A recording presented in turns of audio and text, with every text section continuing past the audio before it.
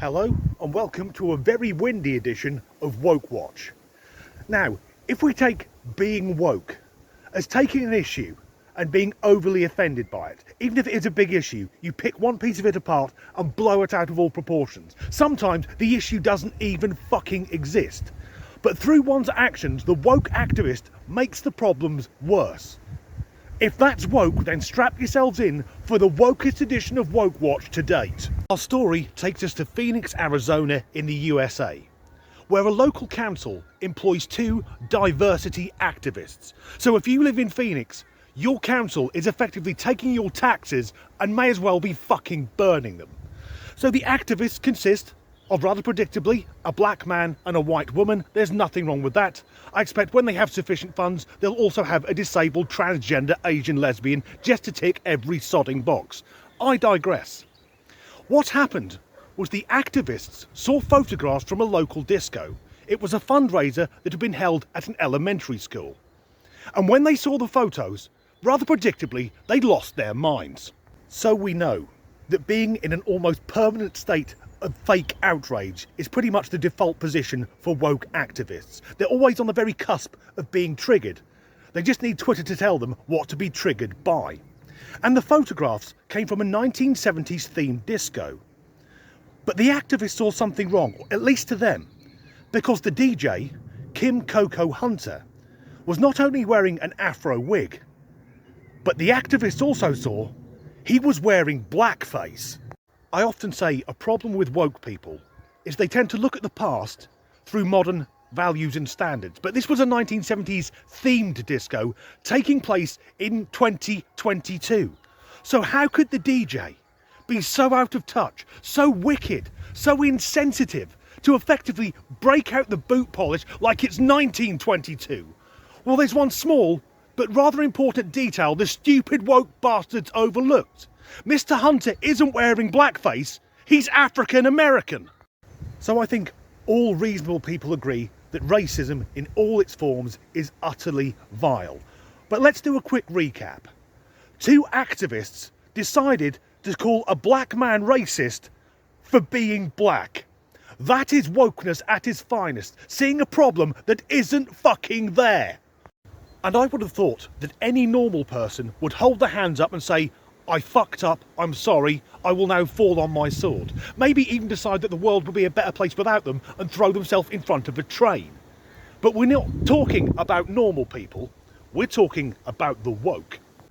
But rather than just apologising, the activist, Mr. Rhodes, tried to spin it to paint himself in a reasonable light. Because bear in mind, what this guy has done is have a go at a guy running a 1970s themed disco for wearing the clothes and fashions popular with African Americans in the 1970s and crucially having the same skin colour as African Americans. Ready? I did not state that the person was white. It was assumed that was my intent, and perhaps it was. Yes mate, it fucking was.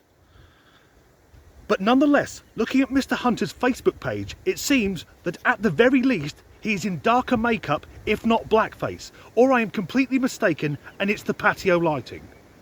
How can you make accusations of racism if you can't recognise race? He continues, so I apologise to this dude for the implication, but the sentiment stands. Blackface by anyone in this day and age is problematic.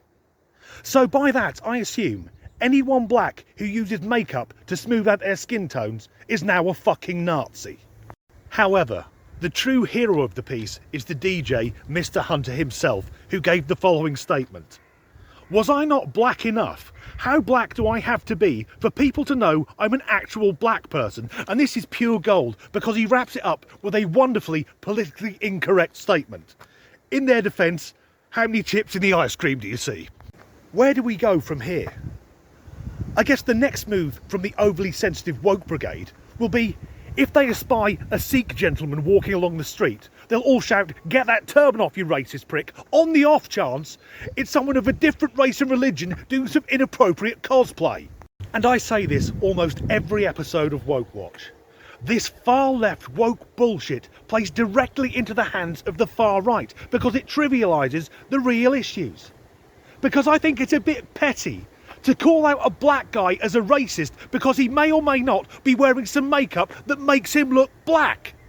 Because by the same standards, if you saw a white woman putting on foundation, you'd accuse her of whiting up. What a fucking time to be alive. As ever, thanks for watching. And before I go, also, thanks to my mate Jay for my new truly disturbing title card. If you live in Phoenix, be aware the council may as well just be burning your money. Oh fuck me, I've got a regular who's in Arizona. Hi bud. You take the definition of wokeness. It's just a bunch of daft cunts that we laugh at once a week. Pillock. It reads thus. I've got the wrong sheet of paper. Horrified when they realised that the DJ, Kim Coco Hunter. What white guy is called Kim Coco Hunter? Now the sun's come out and fuck the continuity. Sorry, this is the stupidest fucking story ever. Who in their right mind looks at a black guy and immediately assumes it's a white guy who's blacked up? That's a different level of fucking idiocy. Unless, of course, you're the President of Canada. The wind dies down, the fucking ice cream van starts. I had a comment a few weeks ago from someone abroad who said it looks really nice where you live. A lot of that's down to camera angles, because this looks beautiful, but over there, oh fucking hell no.